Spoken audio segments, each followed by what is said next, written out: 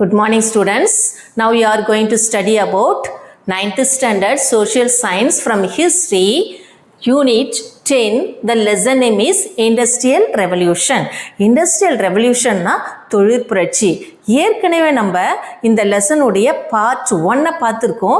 அதில் 1 mark explain பண்ணியிருப்பேன், especially for the slow learner ஸ்டூடெண்ட்ஸ்க்காக. இப்போ பார்க்க போகிறது என்னென்னா, அதனுடைய கொஸ்டின் ஆன்சரை கொஞ்சம் ப்ரீஃபாக பார்க்க போகிறோம். அதனுடைய கொஸ்டின் ஆன்சரையும் நான் ஸ்லோ லேர்னர்ஸ்க்காக எக்ஸ்பிளைன் பண்ண போகிறேன். இதில் என்ன இருக்குன்னா, answer the following question briefly. What was the condition of the laborers? அதாவது முக்கியமாக பார்த்தீங்கன்னா, லேபருடைய கண்டிஷன் எப்படி இருக்குது டியூரிங் த இண்டஸ்ட்ரியல் ரெவல்யூஷன். அப்போ லேபரர்ஸ்னால் அந்த தொழிலாளர்களுடைய நிலைமை எப்படி இருக்குன்னா, ரொம்ப மோசமான ஒரு நிலைமை. அவங்க சின்ன ஒரு வீட்டுக்குள்ளார வாழக்கூடிய ஒரு நிலைமை. நிறைய பேர் வேலைக்காக இண்டஸ்ட்ரியை நோக்கி வர்றாங்க இல்லையா, அப்போ வீடு கிடைக்கிறது இல்லை. வீடு கிடைக்காம சின்ன சின்ன வீட்டுக்குள்ளார அவங்க அட்ஜஸ்ட் பண்ணி வாழக்கூடிய ஒரு நிலைமை ஏற்படுது.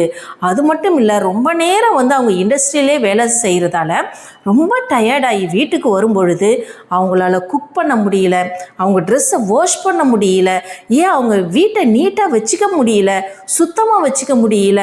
ஸோ இதனால் என்ன ஆகுது அப்படின்னா, அவங்களுடைய ஹெல்த் சஃபர் ஆகுது. ஸோ அதனுடைய கொஸ்டின் ஆன்சர் இப்போ நம்ம பார்க்க போகிறோம். ஃபர்ஸ்ட்டில் பாருங்கள், the housing was tinny. tinnyனா ரொம்ப சின்னதாக இருக்குது அவங்களுடைய வீடெல்லாம். அண்டு டர்ட்டி, ரொம்ப ஒரு குப்பை மேடாக இருக்குது, ரொம்ப அசிங்கமாக அழுக்காக இருக்குது. ஏன்னா வேறு வழி இல்லை, எல்லா மக்களும் இண்டஸ்ட்ரீஸை நோக்கி வர்றாங்க, அவங்களுக்கு எல்லாருக்கும் வீடு கிடைக்கணும் இல்லையா, அதனால் குட்டி குட்டி வீட்டில் அவங்க தங்க வேண்டிய ஒரு சூழல் ஏற்படுது.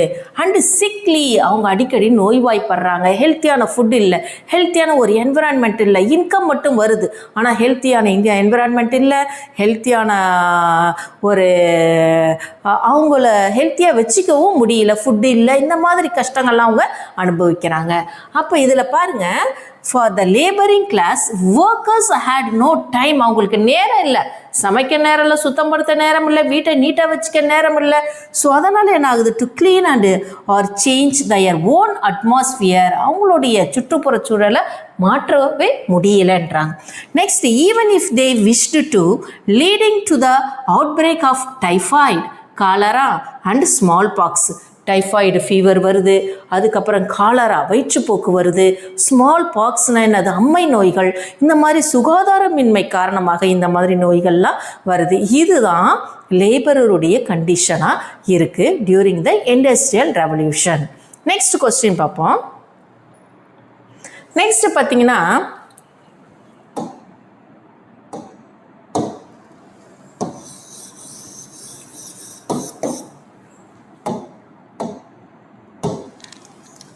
அக்கௌண்ட் ஃபார் அர்பனைசேஷன் இன் இங்கிலாந்து. இங்கிலாண்டில் நகர்ப்புறமாகுது. சாதாரண ஒரு இடம், வில்லேஜ் மாதிரி இருக்கிற இடம் ஒரு நகர்ப்புறமாக மாறுறதுக்கு காரணம் என்னென்னா, மக்கள் எல்லாம் படையெடுத்து அந்த இடத்துக்கு வர்றாங்க இங்கிலாண்டுக்கு. ஏன் இங்கிலாண்டுக்கு வர்றாங்க, அது இண்டஸ்ட்ரீஸான ஒரு இடமா இருக்குது. இண்டஸ்ட்ரியல் ரெவல்யூஷன் நிறைய இண்டஸ்ட்ரீஸ் எஸ்டாப்ளிஷ் பண்ண ஒரு இடமா இருக்கிறதால மக்களுக்கெல்லாம் வேலை கொடுக்குறாங்க. ஸோ அதனால் அது நகர்ப்புறமாக மாறுது. With the advent of the Industrial Revolution, England became workshop of the world. England என்னது, இண்டஸ்ட்ரியல் ரெவல்யூஷன் வந்ததுக்கப்புறம் இங்கிலாந்து இந்த உலகத்துக்கே வேலை கொடுக்கக்கூடிய ஒரு இடமாக மாறுது. அது ஒன்று. There was, however, a general decline in agriculture. அக்ரிகல்ச்சரில் அது மட்டும் காரணம் இல்லை, அக்ரிகல்ச்சரில் அவங்களுடைய அக்ரிகல்ச்சருடைய ப்ரொடக்ஷன் கம்மியாகுது, மக்களுக்கு வேலை இல்லை. அதனால் எங்கே வேலை இருக்கோ அங்கே படையெடுத்து மக்கள் வராங்க. விவசாயமும் ஒரு காரணம், அது டிக்ளைன் ஆனதால தான் மக்கள் இங்கே வர ஆரம்பிக்கிறாங்க. நெக்ஸ்ட் பார்த்தீங்கன்னா, this resulted in the flow of population from villages to industrial town. Village கிராமத்திலிருந்து எங்கெல்லாம் இண்டஸ்ட்ரீஸ் இருக்கோ, வேலை வாய்ப்புகள் இருக்கோ, அங்கே மக்கள் குவிய ஆரம்பிக்கிறாங்க. நெக்ஸ்ட் கொஸ்டின் பார்ப்போம்.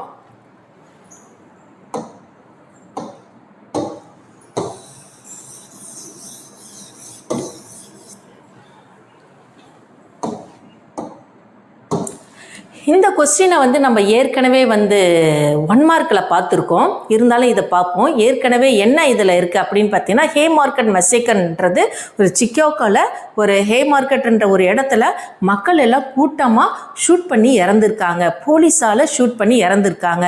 என்ன காரணம் அப்படின்னு பார்த்தீங்கன்னா, முக்கியமாக அவங்க வந்து ஸ்ட்ரைக் பண்ணுறாங்க, தொழிலாளர்கள்லாம் சேர்ந்து ஸ்ட்ரைக் பண்ணுறாங்க. எதுக்காகனா, நாங்கள் ரொம்ப நேரம் இண்டஸ்ட்ரீஸில் ஒர்க் பண்ணுறோம், அதனுடைய அந்த ஒர்க்கிங் ஹவர்ஸை வந்து எங்களுக்கு குறைங்க அப்படின்றத கேட்குறாங்க. அதனால் ஒரு ஸ்மால் ரேலி போயிட்டுருக்காங்க. அந்த ரேலி போயிட்டுருக்கும் பொழுது போலீஸ் வந்து என்ன பண்ணுறாங்க, அவங்க எல்லாரையும் ஷூட் பண்ணிடுறாங்க. இது ஒரு பெரிய கூட்டமாக இறக்கிறதுக்கான ஒரு இதாக அமைஞ்சிருது. ஸோ இந்த துக்கத்தை நம்ம துக்கத்தை அனுசரிக்கிற மாதிரி தான் நம்ம மே தினம், அந்த ஒர்க்கர்ஸ் டே இதெல்லாம் நம்ம செலிப்ரேட் பண்ணுறோம் இல்லையா? இப்போ அதை பார்ப்போம். லேபர் ப்ரொட்டஸ்ட்னா என்னது, எதிர்க்கிறாங்க. Place on 4th May 1886 at Haymarket Square in சிக்காகோவில் ஹேமார்க்கெட்ன்ற இடத்துல மக்கள் எல்லாம் போராட்டம் பண்ணுறாங்க. What began as a peaceful rally in support of workers. அவங்க என்ன பண்ணுறாங்க, ரேலி அணிவகுத்து ஒரு அமைதியான முறையில் தான் அவங்க ஸ்ட்ரைக் பண்ணுறாங்க. ஆனால் என்ன ஆகுதுன்னா, striking for an 8-hour day resulted in the killing of several workers by the police. போலீஸால் நிறைய பேர் அங்கே என்ன பண்ணுறாங்க, இறக்க வேண்டிய ஒரு சூழல் ஏற்படுது. ஸோ டு கமமரேட், இதை நினைவுபடுத்தும் விதமாக தான் the Haymarket affair 1st May 1887 is observed as the labour day or May day or international workers day. இதை தான் நம்ம தொழிலாளர்கள் தினமாக, மே தினமாக, இன்டர்நேஷ்னல் லெவலில் ஒர்க்கர்ஸ் டேவாக நம்ம செலப்ரேட் பண்ணுறோம். ஓகே, நெக்ஸ்ட் கொஸ்டின் நம்ம பார்க்கலாம்.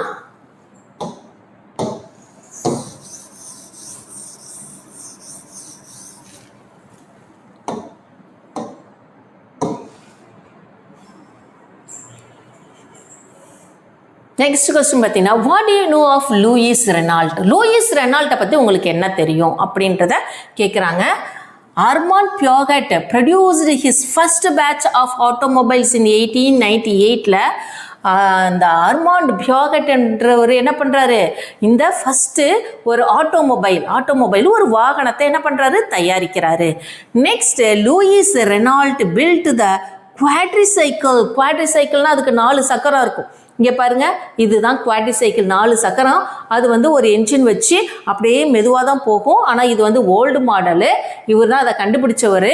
ஸோ இதில் என்ன பண்ணுறாங்க, இதுதான் குவாட்ரிசைக்கிள். அப்போ இந்த லூயிஸ் ரெனால்ட் என்ன பண்ணுறாரு, இந்த குவாட்ரிசைக்கிளை கண்டுபிடிக்கிறாரு.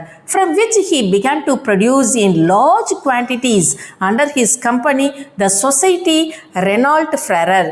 அதாவது அந்த ரெனால்ட் ஃப்ரெரர்ன்ற பேரில் அது ஒரு கம்பெனி ஆரம்பித்து நிறைய ப்ரொடியூஸ் பண்ணுறாரு. நிறைய பேர் வாங்குறாங்க போல். அதனால் என்ன பண்ணுறாரு, ஃபஸ்ட் ஆனால் இவர் கண்டுபிடிச்சது இந்த குவாட்ரிசைக்கிள் மோட்டார் வாகனம். அதுக்கப்புறம் இவர் நிறைய ப்ரொடியூஸ் பண்ண ஆரம்பிக்கிறார், ஒரு கம்பெனியவே வச்சிருக்காரு. நெக்ஸ்ட் பாருங்க.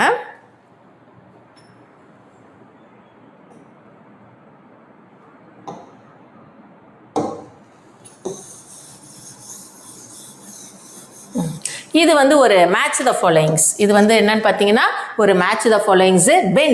பென்ஸ் காரை யார் கண்டுபிடிச்சது, ஜெர்மனி. ஓகேவா? இப்போ அந்த பென்ஸ் காரை நம்ம இப்போ பார்க்கலாம். இதுதான் பென்ஸ் கார். எவ்வளோ அழகாக சூப்பராக இருக்குது பாருங்க.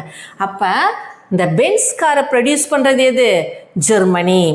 நெக்ஸ்ட் பார்த்தீங்கன்னா சேஃப்டி லேம்ப்னா ஏற்கனவே நம்ம பார்த்துருக்கோம். சேஃப்டி லேம்ப்னா என்ன அப்படின்னு பார்த்தீங்கன்னா, இதுதான் சேஃப்டி லேம்ப். எங்கே யூஸ் பண்ணுறாங்க அப்படின்றது உங்களுக்கு தெரியும். அதை யூஸ் பண்ணுற இடம் நிலக்கரி சுரங்கத்துக்கு யூஸ் பண்ணுறாங்க.